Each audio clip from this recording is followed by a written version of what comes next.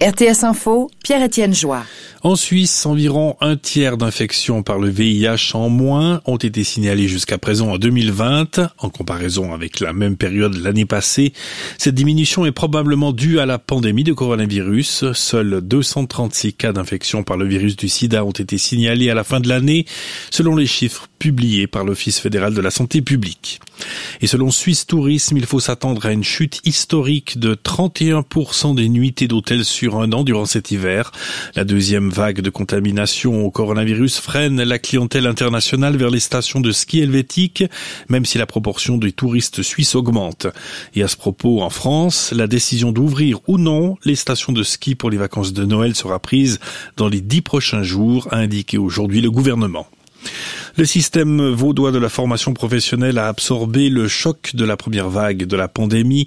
Le nombre d'apprentissages est en légère hausse. Cette année, 6469 contrats ont été signés, un résultat supérieur de 1,3% à l'an dernier.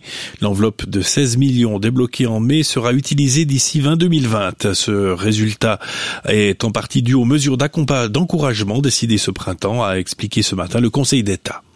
Et puis cette semaine aurait dû s'ouvrir le Salon des métiers à Lausanne, qui accueille en moyenne plus de 30 000 visiteurs chaque année.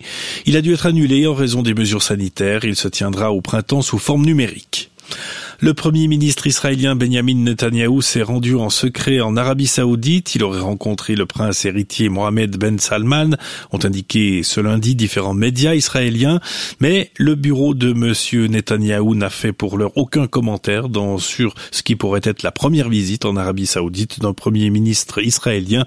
L'information est démentie. Le procès de l'ancien président Nicolas Sarkozy pour corruption et trafic d'influence dans l'affaire dite des écoutes s'est ouvert cet après-midi devant le tribunal correctionnel de Paris.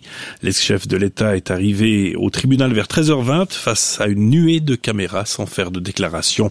Il doit être jugé jusqu'au 10 décembre avec son avocat Thierry Herzog et l'ancien haut magistrat Gilbert Azibert, absent à l'audience. La météo, du soleil encore, à peine quelques heures cet après-midi avec des nuages d'altitude, parfois assez denses, notamment sur le nord du pays. Il fait au maximum 7 degrés cet après-midi, les températures redescendent. Même type de temps demain mardi après dissipation des bancs de brouillard ou de stratus sur le plateau, avec une limite supérieure entre 800 et 900 mètres. En plaine, minimum moins 2 degrés à plus 1 degré le matin, maximum 5 degrés sous la grisaille jusqu'à 10 degrés au soleil en plaine. Temps similaire mercredi et jeudi.